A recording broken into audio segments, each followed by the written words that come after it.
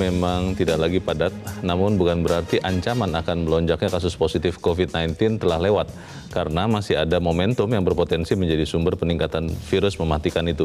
Tempat wisata dan arus balik lebaran dapat menjelma sebagai biang petaka.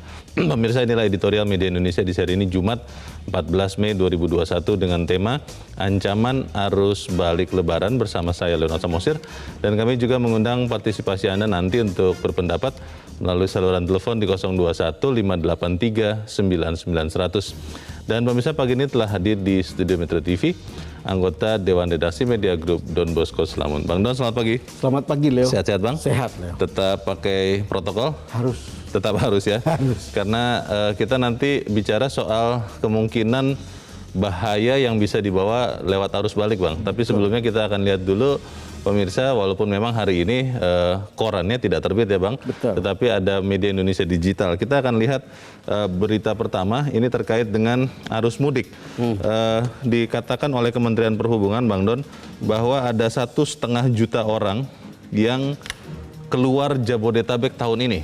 Maksudnya yang mudik begitu ya. Ya. Nah, ini kalau melihat 1,5 juta, ini bukan jumlah yang sedikit. Bagaimana kemudian memastikan bahwa ini tidak menjadi sumber malapetaka, karena dari berapa 6 ribuan lebih di random tes 4 ribuan lebih itu ternyata positif. Betul. Berdasarkan antigen sih, Bang. Betul. Bagaimana, Bang Don? Ya, ini memang masalah kita dan sudah dipredik sebelumnya, Leo. Iya. Memang angka 1,5 juta dibanding tahun 2019 atau 2018 ketika COVID belum ada, ini angka yang dramatis turun. Oh. Di atas 20 juta penduduk Jabodetabek yang mudik. Sekarang 1,5 juta. Dibanding tahun lalu, angka ini turun 200 sampai 300 ribu. Jadi dari 1,7, Yeah. 1,8 menjadi 1,5. Yeah. Cuma kita bisa lihat bahwa angka ini di musim pandemi seperti ini angka yang menakutkan dan mengerikan. Karena justru ini bisa menimbulkan pola bagaimana penularan itu akan lebih besar. Yeah. Leo, karena kalau lihat polanya itu 8 kali long weekend seperti kita bicara minggu lalu ya, 8 kali weekend itu long weekend itu kenaikan itu 40 sampai 90% Wow. penularannya. Oke. Jadi kalau kita lihat seperti sekarang, walaupun turun gitu, tetapi tetap menakutkan dan penularannya akan besar. Seperti itu. Kita nanti akan bicarakan itu lebih jauh juga. Betul. Termasuk di dalam editorial ya, Bang Don. Ya, semoga kita bisa juga menyumbangkan cara untuk memastikan bahwa kalau yang nanti balik itu akan tetap aman. Kita tinggalkan berita itu, kita ke berita selanjutnya. Kali ini terkait dengan kondisi di Papua ya, Bang Don. Ya. TNI Polri menembak mati Komandan Pasukan Teroris Papua Lesmin Waker. Ya. Ini berita baik, berita buruk, atau seperti apa sebetulnya, Bang Don? Leo, baik aparat TNI atau kepolisian yang tertembak dan tewas maupun kelompok yang lain di luar itu yang tewas, semua berita buruk, sama-sama berita buruknya. Yang paling ideal itu kan semua baik-baik saja begitu. Bisa berdamai ya? Bisa berdamai, bisa menyelesaikan persoalannya. Tetapi menurut saya hukumnya di mana-mana sama. Kalau orang melawan aparat, kalau itu kan simbol penegak hukum, simbol penegak keamanan. Kalau itu dilawan kemudian menimbulkan program, ya memang tidak ada jalan dan tidak ada pilihan lain. Saya kira langkah ini kita berharap tidak akan banyak orang menjadi korban karena peristiwa begini gitu. Tapi memang ya kita juga berharap supaya kemudian para pemimpin lokal di sana ya, Bang Don ya, untuk sama-sama juga mensejahterakan rakyat, karena kalau bicara alokasi anggaran dana otonomi khusus itu kan sangat besar yang sudah dialirkan ke Papua. Bukan saja sangat besar. Luar biasa besar. Supaya kemudian itu efektif dan kemudian ya gerakan-gerakan yang ingin memisahkan diri itu, tidak ada lagi ya. Leo, itu membandingkan saya dari NTT. Ketika Timur dulu, sekarang Timor Leste, anggaran ke sana lompat begitu banyak, besar saja, sangat besar. Sekarang di Papua juga sangat besar dibanding NTT gitu. Semoga para pemimpin bisa menemukan jalan keluarnya. Kita tinggalkan berita itu, Bang Don dan pemirsa. Kita ke berita selanjutnya. Ini cerita yang dari tahun ke tahun terjadi, Bang. Dan Ini berdekatan dengan hari-hari raya. Ini berita menyedihkan. Ya. Korban ledakan petasan di Kebumen, Jawa Tengah, bertambah menjadi 4 orang. Kalau saya baca beritanya, tadinya sudah meninggal lebih dulu 3 orang, kemudian 1 orang lagi meninggal karena tidak bisa diselamatkan dalam perawatan. Ini kan membuat petasan ini tahun ke tahun, Bang. Bagaimana ini bisa sebetulnya kita cegah sama sekali, Bang Don? Iya, Leo, ini paradoks dari sebuah keinginan untuk happy-happy. Gitu. Jadi keinginan untuk senang, untuk sama-sama bahagia. Tapi kemudian ada paradoks yang lain. Justru ketika orang mau senang gitu, tapi ada peristiwa-peristiwa duka seperti ini. Betul. Dan ini kan dari tahun ke tahun ya.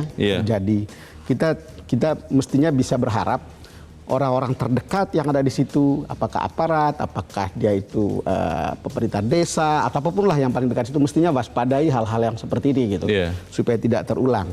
Nah, yang kita khawatir dalam paradoks seperti ini sama juga, orang mudik untuk bahagia, tapi bisa menimbulkan kedukaan atau penderitaan karena sakit kan atau penularan. Ini paradoks di hari-hari bahagia seperti sekarang. Iya, dan juga mungkin kalau soal petasan ini, Bang Don, kalau saya berpikir karena mungkin masih ada yang mendua hati ya melihat ini, kan ini sebenarnya kan bahan peledak juga. Betul. Bang. Dan kalau sebagian orang melihat lah ini kan hanya untuk sukacita, untuk ramai-ramai begitu, tapi kan ternyata bisa mematikan juga. Semoga di tahun-tahun depan pemerintah terutama daerah ya Bang, karena ini kejadiannya kebanyakan di daerah, bisa mengetatkan pengawasannya. Kita tinggalkan berita itu, pemirsa, kita ke editorial. Editorial hari ini diberikan tajuk ancaman arus balik Lebaran. Ini memang paradoks Bang, karena Lebaran, mudik, dan kembalinya atau baliknya biasanya kan sama dengan sukacita. Tapi ini mengancam ini, maksudnya apakah memang semata-mata mengancam untuk orang-orang yang nanti ada di kota tempat para pemudik kembali lagi, atau untuk pemudiknya juga Bang? Ya sebetulnya untuk semua orang. Untuk jadi semua orang. Kita kan tidak tahu kalau kita itu carrier. Kita juga tidak tahu lawan kita atau keluarga kita juga carrier. Kecuali kalau sudah dites ya? Kalau sudah dites. Makanya ini potensial bahaya bagi siapapun. Gitu. Tetapi Leo, di editorial hari ini kan ada angka. Kali ini pemudik 1,5 juta, turun 200 sampai 300 ribu, 1,7 sampai 1,8 tahun lalu. Ini yang dianggap oleh editorial hari ini potensial menularkan dan tertular COVID. Tes acak seperti yang Leo tadi katakan, dari 6.724 pemudik, 4.133 atau 60% diketahui positif COVID. Kalau begini angkanya, ini kan berarti ini ancaman nyata. Lalu kemudian editorial mengatakan ini arus baliknya harus diperketat gitu. Lalu kemudian di penutupan editorial dikatakan kita tidak hanya mengharapkan kesadaran masyarakat, karena nyatanya masyarakat tidak sadar-sadar juga. Diperlukan penegakan hukum yang tegas. Kira-kira editorial hari ini mengatakan itu, Leo. Baik, pertanyaan besar kita adalah Bang, ketika mudik kita cegah begitu rupa, dan ternyata masih lolos, apakah balik akan terjadi hal yang serupa dan ini bisa menjadi sumber malapetaka? Kita akan bahas ya Bang Don, dan pemirsa, inilah editorial Media Indonesia untuk hari ini, Jumat 14 Mei 2021, ancaman arus balik Lebaran.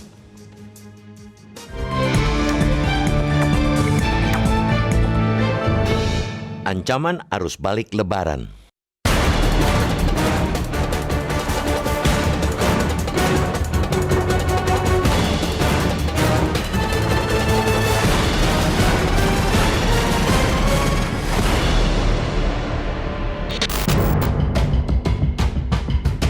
Arus mudik Lebaran tahun ini memang tak lagi padat. Namun bukan berarti ancaman akan melonjaknya kasus positif COVID-19 telah lewat, karena masih ada momentum yang berpotensi menjadi sumber peningkatan virus mematikan itu.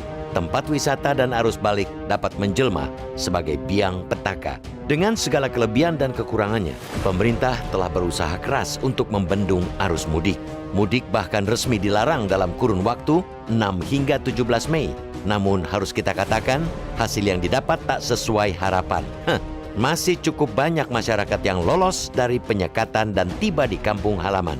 Jika dibandingkan dengan Lebaran 2020, jumlah warga yang meninggalkan Jabodetabek tak jauh beda.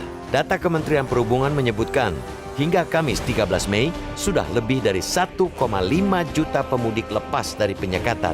Tahun lalu, jumlah pemudik di kisaran 1,5 juta hingga 1,7 juta orang. Dengan jumlah sebanyak itu, ancaman penyebaran COVID-19 jelas tak bisa dianggap ringan. Apalagi lewat tes secara acak terhadap 6.724 pemudik, sebanyak 4.123 orang atau lebih dari 60% diketahui positif COVID. Kekhawatiran bahwa pemudik dapat menjadi transmisi bagi corona untuk memperluas ekspansinya pun tak mengada-ada. Alih-alih bersukacita, mereka yang positif dan lolos dari penyekatan justru menjadi penebar duka bagi sanak keluarga dan lingkungan sekitar di kampung halaman. Ancaman tak berhenti di situ. Mereka yang tak terdeteksi atau tak punya gejala tapi terpapar COVID-19 akan membawa virus itu ke tempat tinggal semula pada saat balik nanti. Virus corona yang tadinya menyambangi desa akan kembali ke kota dan tentu saja sembari menyebar ke sana kemari tanpa kita sadari. Seperti halnya mudik, arus balik lebaran sama bahayanya bagi penularan corona. Skalanya bahkan bisa jadi lebih besar karena biasanya arus balik melibatkan lebih banyak orang ketimbang mudik. Tanpa pengawasan ekstra ketat, penyebaran COVID-19 bisa berlangsung setiap saat. Pada konteks itulah kita terus mengingatkan semua pihak untuk tidak lengah menghadapi keadaan. Sebab kemarin pasien positif COVID-19 bertambah 3.448 orang. Dengan demikian total kasus mencapai 1.411.652 dengan 1.290.740 pasien dinyatakan sembuh dan 38.622 orang meninggal dunia. Sama seperti mudik, pengetatan saat arus balik tak boleh dikompromikan. Ketentuan bahwa masyarakat yang akan kembali dari kampung halaman wajib memiliki surat hasil tes negatif COVID-19 pantang ditawar-tawar. Ia bersifat mutlak semutlak-mutlaknya. Ketentuan itu pun tak boleh ditunda-tunda. Penerapannya harus dipercepat dari jadwal semula yakni 18 hingga 24 Mei karena arus balik sudah terjadi hari-hari ini. Kita tak ingin kejadian puluhan ribu pemudik dini yang lolos penyekatan terulang dalam ritual arus balik. Pengetatan wajib dilakukan sedari awal daripada kita kembali kecolongan. Kita mendukung langkah sejumlah daerah seperti Kota Tangerang yang mewajibkan pemudik mengantongi hasil tes negatif COVID-19 jika ingin kembali ke kota asal. Namun, kita perlu mengingatkan pula agar langkah itu betul-betul dieksekusi. Jangan sampai kebijakan dibuat hanya untuk gagah-gagahan, tapi melempem di lapangan. Tes acak bagi pemudik yang balik ke kota-kota asal harus digencarkan pula. Demikian halnya dengan tracing, testing, dan treatment, sehingga mereka yang positif tak mungkin menggila menularkan corona. Selain arus balik, ancaman lain datang dari tempat-tempat wisata yang dibuka selama libur lebaran. Kebijakan ini sebenarnya sangat berisiko, tetapi faktanya banyak daerah yang tetap mau berjudi. Karena itu, kita mengingatkan beragam ketentuan agar tempat-tempat plesir itu tak menjadi ladang penularan COVID-19 wajib ditunaikan. Pembatasan pengunjung maksimal 50% dari kapasitas tempat wisata. Misalnya, harus dipatuhi. Kewajiban pengunjung menjalankan protokol kesehatan juga tak boleh diabaikan. Kepada Satgas Penanganan COVID-19 di semua tingkatan, pengawasan ketat menjadi keniscayaan. Tindak tegas setiap pelanggaran. Jangan sekali-kali memberikan toleransi karena pertaruhannya teramat mahal. Kita tak bisa hanya mengharapkan kesadaran masyarakat karena faktanya masih banyak yang tak sadar-sadar juga. Ketegasan dalam menegakkan aturan adalah solusi ketika pengabaian terhadap setiap ketentuan demi membendung laju penyebaran COVID-19 masih terus terjadi. Jangan sampai libur lebaran justru berakhir tragedi karena pandemi COVID-19 yang sempat melandai menjadi tak terkendali.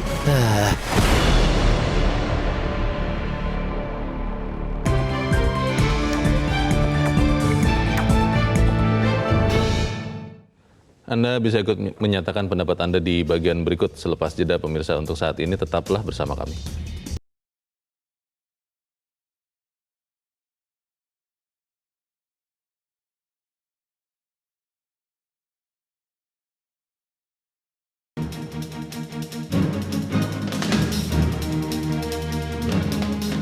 Terima kasih pemirsa, Anda masih bersama kami di Editorial Media Indonesia. Bang Don, kita akan bertanya dulu Bang, sebelum kita berdiskusi kepada Ketua Bidang Penanganan Kesehatan Satgas COVID-19 yang sudah terhubung lewat saluran telepon, Brigjen TNI Purnawirawan Alexander K. Ginting. Pak Alex, selamat pagi. Selamat pagi, salam sehat. Salam sehat Pak Alex. Pak Alex, kita melihat bahwa pemerintah sebetulnya berusaha keras untuk mencegah atau melarang orang mudik. Larangan itu tetap ada. Tapi ketika kita melihat Kementerian Perhubungan mengatakan 1,5 juta orang keluar dari Jabodetabek menuju kampung halaman di sekitar Pulau Jawa ini. Pertanyaannya adalah ketika nanti balik Pak, yang mungkin saat ini sudah mulai terjadi saat kita bicara, sudah ada antisipasi tidak Pak Alex supaya kemudian arus balik tidak berpotensi menyebarkan COVID atau kasus COVID yang baru Pak Alex? Ya, jadi sebenarnya bahwa pemerintah bersama-sama Satgas sudah melakukan antisipasi dan kita lihat juga survei Kementerian Perhubungan bahwa orang tetap akan mudik lebih kurang 7 juta, 8 juta orang, kendati pun sudah dilarang. Dan kemudian mayoritas pemudik itu menggunakan moda angkutan mobil, disusul juga kendaraan bermotor. Tapi yang harus kita ingat juga bahwa masyarakat ada yang curi start sebelum tanggal 6 Mei. Betul. Ini yang harus kita lihat sehingga kita bisa menghitungnya. Kemudian juga kendati pun ini sudah dilakukan kontrol dengan ketat, update kasus COVID-19 tetap melihat bahwa ada kasus baru setiap hari, ada yang meninggal, dan kemudian ada kasus positif yang aktif yang menandakan bahwa penularan itu masih ada, bukan tidak ada. Dan kemudian juga yang pertimbangan kita bahwa kita juga mengupdate ada zona merah. Itu Kabupaten Majalengka, Jawa Barat, kemudian beberapa daerah di Sumatera, dan kemudian paling banyak itu di Sumatera. Ini juga harus menjadi catatan kita juga. Dan kenaikan kasus di Sumatera ini lampu kuning nih. Jadi kenaikan kasus di Sumatera ini cukup tinggi karena mengambil alih lebih kurang 20% dari kasus nasional dalam beberapa bulan terakhir. Sehingga walaupun di Jawa mengalami penurunan tapi tetap tinggi. Tapi kontribusi secara nasional itu naik itu di Sumatera. Sehingga pintu yang datang dari Sumatera ini juga harus kita jaga. Jadi sebagaimana yang telah disampaikan oleh Jubir Nasional bahwa mereka yang pergi dan kembali ada kewajiban melakukan karantina 5x24 jam. Sehingga sebenarnya kalau kita lihat dari surat edaran Satgas bahwa peniadaan mudik itu kan dari mulai tanggal 5 sampai tanggal 17. Jadi artinya itu adalah tanggal yang ditetapkan tidak ada hilir mudik oleh karena kembali ke kampung ataupun kembali ke kota asal. Jadi ini juga yang harus menjadi pegangan. Tapi kita akan antisipasi mulai tanggal 15 ini sudah mulai ada yang kembali. Sehingga ada beberapa titik kunci yang utama seperti Bakuheni ataupun di Banyuwangi ataupun di tempat-tempat stasiun ataupun terminal lainnya. Di mana akan terjadi perpindahan untuk kembali ke kota asal dan kemudian ini yang harus kita sekat. Penyekatan itu nanti akan mengaktifkan KKP, Dinas Kesehatan setempat, kontak tracing, untuk melihat mereka yang bergejala, mereka yang sakit, dan yang paling penting adalah apakah mereka membawa dokumen atau tidak. Baik. Dokumen hasil pemeriksaan testing. Kalau tidak ada, maka dilakukan testing rapid test antigen di tempat. Dan bagi mereka yang positif, tentu akan dilakukan tindakan treatment, bisa karantina atau isolasi. Tapi kita juga merujuk kepada petunjuk Bapak Presiden bahwa kita harus melaksanakan strategi micro lockdown. Jadi strategi micro lockdown itu dilakukan penyekatan, kemudian dipisahkan mereka yang positif, dan kemudian mereka akan ditempatkan di karantina. Dan tentu ini akan diatur oleh Dinas Kesehatan masing-masing. Tapi kuncinya adalah mengaktifkan PPKM skala mikro. Jadi PPKM skala mikro menjaga keluar masuk, kemudian melihat karantina 5 hari, kemudian tempat karantina itu adalah di RT. Jadi mikro lockdown itu ada di RT. Pak Alex, kapasitas testing dan testing ditingkatkan. Pak Alex, singkat saja Pak. Antisipasi kemungkinan terburuk Pak, sudah ada tidak perkiraan dari Satgas bahwa libur Lebaran ini termasuk nanti arus baliknya akan meningkatkan berapa persen Pak kasus COVID Pak? Jadi kalau kita lihat tahun lalu, di mana tahun lalu sebenarnya dilarang mudik, tapi terjadi kenaikan sampai 70% lebih. Oleh karena itu kita akan perkirakan terjadi kenaikan penularan, tapi kita berharap yang sakit itu tidak setinggi yang kemarin. Artinya deteksi dini bisa kita kerjakan lebih awal, isolasi dan karantina bisa kita kerjakan lebih mendarat, sehingga bor rumah sakit kita jaga di 60%. Jadi kalau rumah sakit ini bisa kita jaga, tentu kita harus menjaga di hulu. Di hulu itu adalah deteksi dini. Penularan bisa saja terjadi, tapi kita tahu bahwa 80% itu tetap tidak masuk rumah sakit. Yang masuk rumah sakit itu hanya sekitar 5%. Baik. Jadi oleh karena itu sama-sama kepada berarti mereka, Pak Alex ya, bahwa arus balik ini tidak akan membuat katastrofi. Pak Alex Ginting, terima kasih Pak sudah mencerahkan kami pagi ini. Selamat pagi. Kita akan melanjutkan editorial Bang Don, tapi kita harus jeda dahulu dan pemirsa tetap bersama kami. Editorial Media Indonesia segera kembali. Terima kasih pemirsa, Anda masih bersama kami di Editorial Media Indonesia. Bang Don, tadi sebelum jeda Pak Ginting dari Satgas mengatakan kalau belajar dari tahun lalu setelah Lebaran itu ada kenaikan kasus COVID sekitar 70%. Dan tahun ini dengan angka yang mungkin mirip-mirip, jangan-jangan seperti itu juga yang bisa terjadi. Bagaimana Bang Don? Ya kalau lihat polanya orang berpikir angka seperti itu. Tetapi saya termasuk yang, ya soalnya klasternya banyak Leo. Ada klaster mudik. Ada kemungkinan klaster sholat id, ada kemungkinan klaster tempat pariwisata, lalu kemudian ada klaster keluarga karena silaturahmi, lalu kemudian ada klaster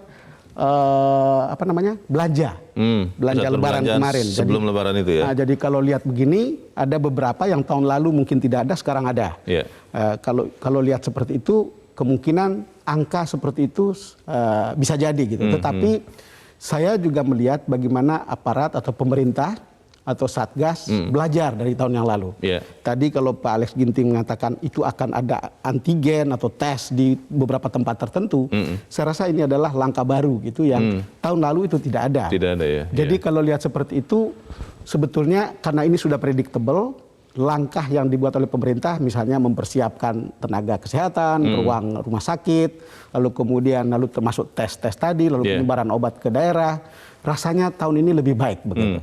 Yang kita khawatir adalah kalau misalnya peningkatan itu begitu tinggi, lebih tinggi dari itu, lebih cepat ya. Lalu kemudian multiplikasinya lebih cepat. Yang kita khawatir itu begitu tinggi, lalu kemudian kita publik itu terserang semacam panic attack gitu. Kalau di India kan semua orang jadi panik lalu kemudian masuk ke rumah sakit padahal mungkin dia ada harus isolasi di rumah. Akhirnya justru menimbulkan panik yang malah menimbulkan banyak korban begitu. Ini yang kita khawatir. Kita berharap ini tidak akan terjadi kali ini. Karena kalau kita well prepare, lebih baik dibanding tahun lalu. Lebih baik ya dibanding tahun lalu. Mestinya gitu. Oke, Bang Don, kita akan dengarkan dulu Bang pendapat dari pemirsa Metro TV. Saat ini kita sudah terhubung dengan pemirsa Metro TV di Surakarta, Jawa Tengah. Ada Pak Bambang. Pak Bambang, selamat pagi Pak. Selamat pagi Metro TV dan selamat pagi saudaraku bangsa Indonesia. Selamat pagi Pak, silakan Pak Bambang.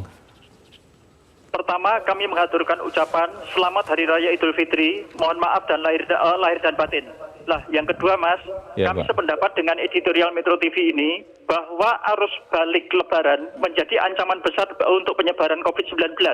Lah, kita bisa membayangkan Mas, sudah ada pemudik yang keluar dari Jabodetabek sebanyak 1,5 juta orang. Kemudian pemudik tersebut berbaur dengan masyarakat di daerah-daerah.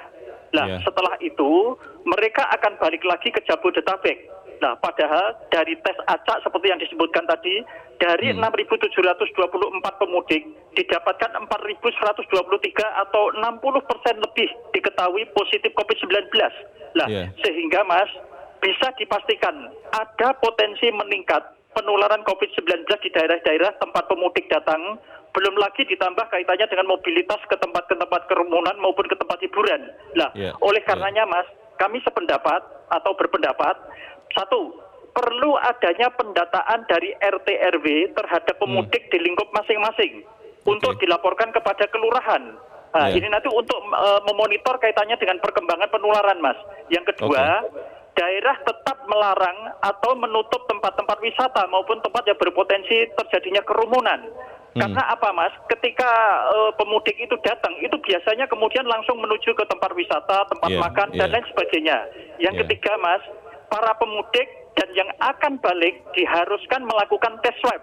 Nah, kemudian yang terakhir Mas, kami mengapresiasi TNI, Polri, Satgas COVID-19, dan juga Pemda yang telah bekerja keras siang malam di dalam menertibkan saat mudik dan arus balik Lebaran. Terima kasih Mas.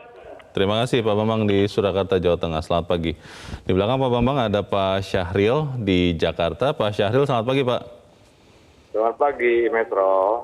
Selamat pagi Pak. Silakan Pak Syahril. Pak izin, mohon maaf lahir batin. Mohon maaf lahir batin juga Pak Syahril.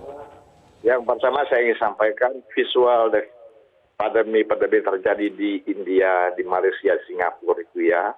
Itu sebagusnya disosialisasikan, gunakan semua media-media TV, ya, apakah swasta, apakah pemerintah, itu untuk mensosialisasikan itu pada masyarakat yang bawah tadi, yang masyarakat daerah itu bisa melihat bahwa benar ada COVID itu. Dan permasalahannya kayak sebuah keyakinan yang mirip orang India gitu, keyakinan ini kan.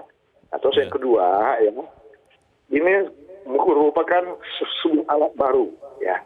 Setiap mereka yang pulang itu di terminal-terminal atau di mana pengangkatan itu mereka itu harus dikasih tanda atau bisa dicap dengan sebuah cap stempel gitu, apa di tangan atau di mana atau di jidatnya begitu, bahwa orang ini baru pulang dari mudik.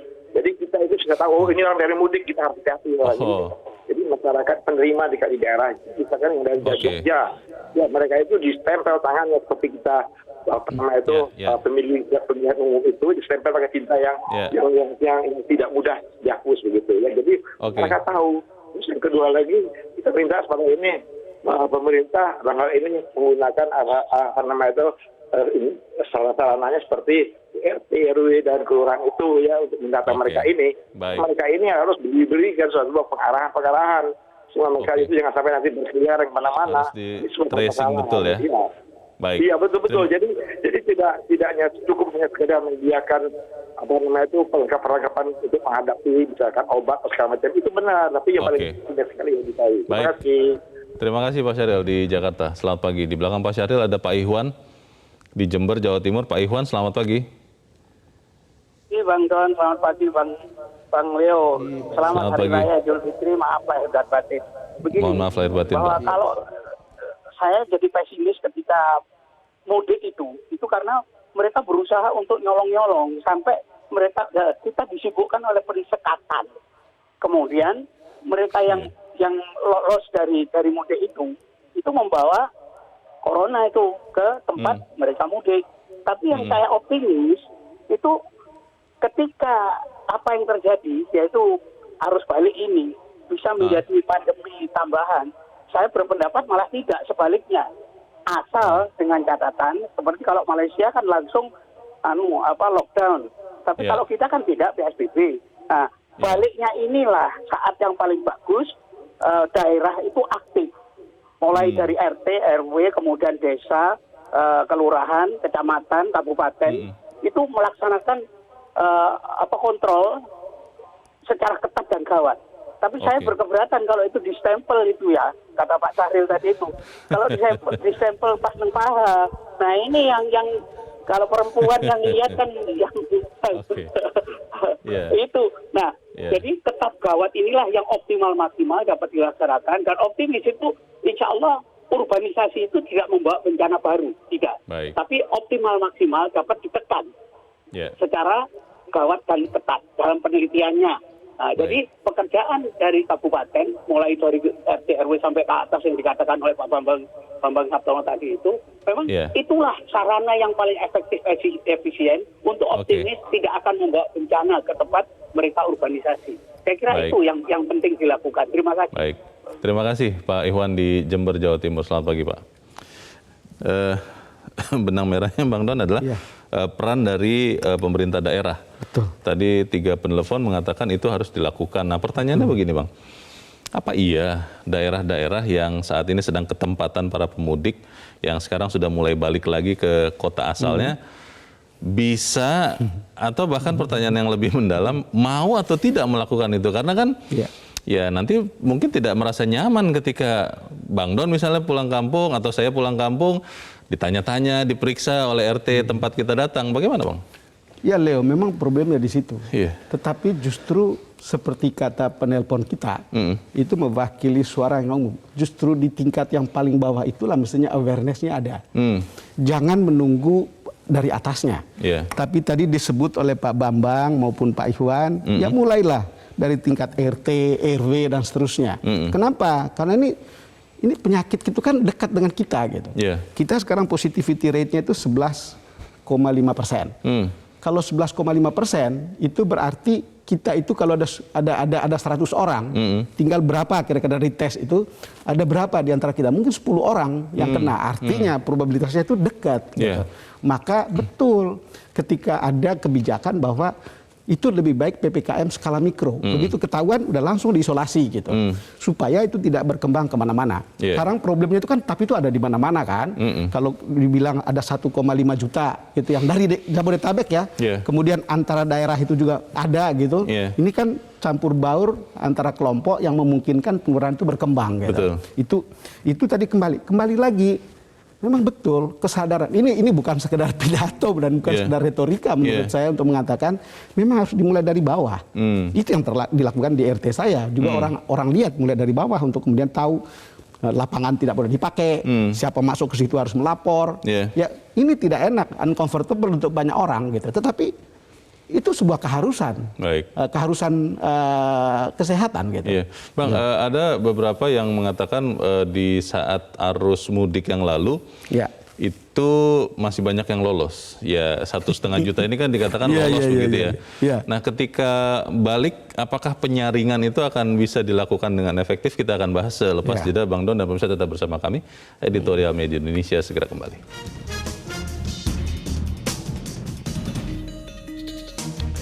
Terima kasih pemirsa, Anda masih bersama kami. Kita di bagian akhir dari diskusi kita pagi ini. Bang Don, kalau melihat apa yang saat ini terjadi, apakah kemudian kita benar-benar bisa Bang mengefektifkan penyekatan atau penyaringan teman-teman atau saudara-saudara kita yang akan balik?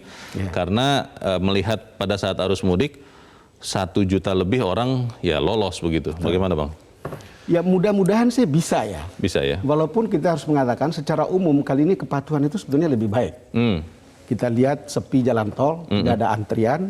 Nah, yang lolos itu 1,5 juta. Kita tidak punya angka yang pasti ya. Tapi saya tidak yakin karena orang ini sengaja melakukan pelanggaran gitu.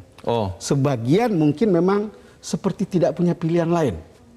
Kalau kita nonton atau baca modusnya Leo ya, ada orang yang menunjukkan surat PHK tapi tidak punya SIKM atau hasil swab. Lalu kemudian ada orang yang terpaksa pakai ambulans, ngaku ibunya meninggal. Walaupun ada razia orang mengaku mau nikah gitu. Ada yang pakai truk sayur.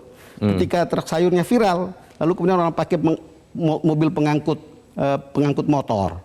Lalu kemudian ada travel gelap gitu. Saya kira sebagian itu memang mungkin tidak punya pilihan lain. Sehingga kalau kita mungkin akan lihat kalau situasi misalnya di DKI atau Jabodetabek itu merah misalnya, saya juga yakin akan ada semacam tidak sebanyak orang mudiknya itu tidak akan baliknya itu tidak sebanyak orang mudik gitu. Karena mungkin sekarang ini ada yang PHK, ya ada yang sudah dikasih pesangon lalu pulang lalu tidak ada pilihan ya dia harus tinggal di sana. Kalau lihat modusnya, walaupun tentu sebagian juga memang sengaja melakukan pelanggaran gitu. Nah itu dia Bang, kalau kemudian kita saya ingin berprasangka baik Bang bahwa kemudian daerah-daerah yang saat ini ditempati oleh para pemudik benar-benar melakukan pemeriksaan itu. Tapi kalau itu tidak dilakukan, ini kan bahaya masuk kembali ke Jakarta, Jabodetabek, dan ini juga bisa melemahkan bangsa secara keseluruhan. Bagaimana Bang? Kalau kita tadi sudah bicara bahwa pemerintah sekarang itu lebih prepare atau well prepare gitu, mestinya bisa dilakukan begitu Leo. Mestinya mereka bisa diperiksa di daerah. Sekali lagi menurut saya sebagian itu adalah kenakalan rakyat kecil. Kenakalan orang di bawah yang tidak punya pilihan. Lalu kemudian begini, yang dalam kasus atau kasus-kasus seperti ini rasanya memang pemerintah itu harus memfasilitasinya. Kalau dia balik harus hitung berapa untung ruginya dia harus balik. Kalau dia ada di situ harus diajak, kamu harus diperiksa supaya tidak menularkan kepada orang lain. Ya, saya kira tidak mungkin ada 100 orang satu RT lah. Jangan-jangan satu RT itu cuma 2-3 orang. Masa untuk mengurus begitu saja susah? Atau pemerintah daerahnya susah untuk mengatur.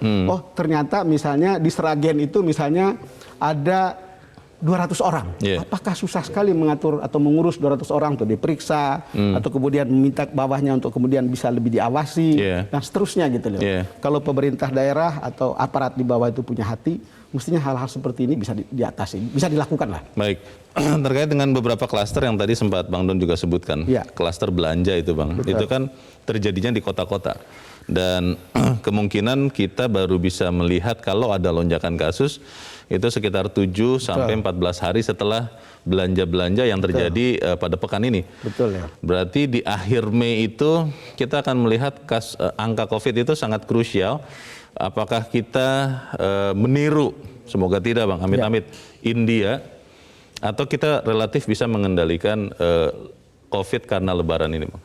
Saya sih tetap mempertaruhkan kepercayaan pada pemerintah. Apakah itu Satgas, apakah itu Menkes, saya kira kita sudah belajar banyak. Angka-angkanya jelas, polanya juga jelas, terang benderang, dan kesiapan kita juga cukup baik kali ini dibanding tahun lalu.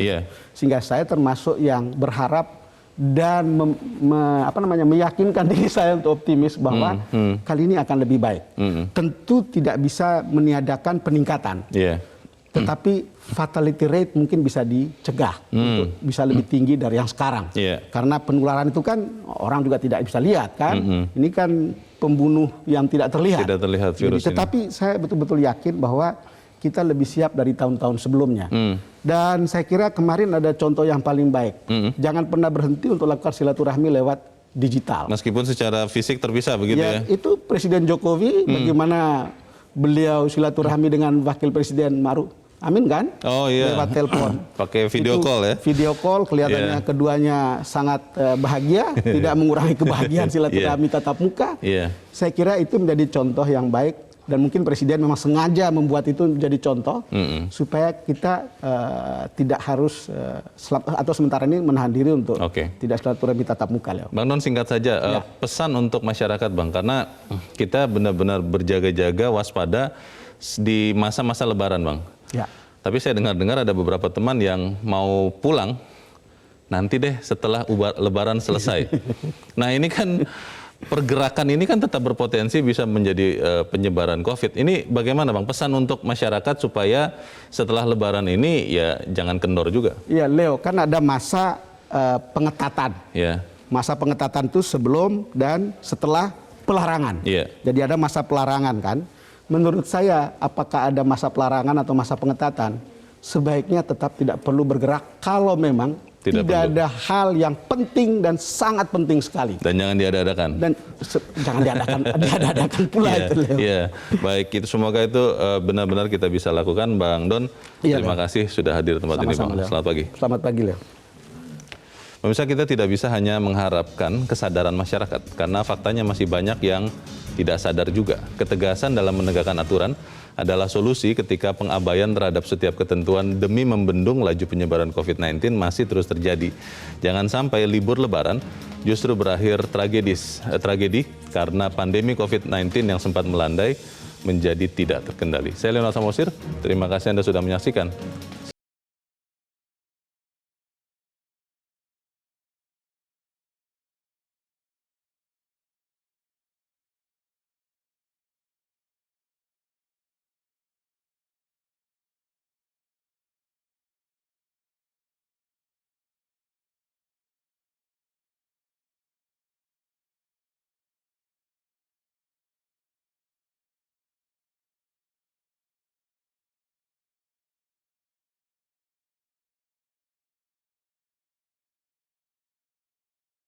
Metro TV,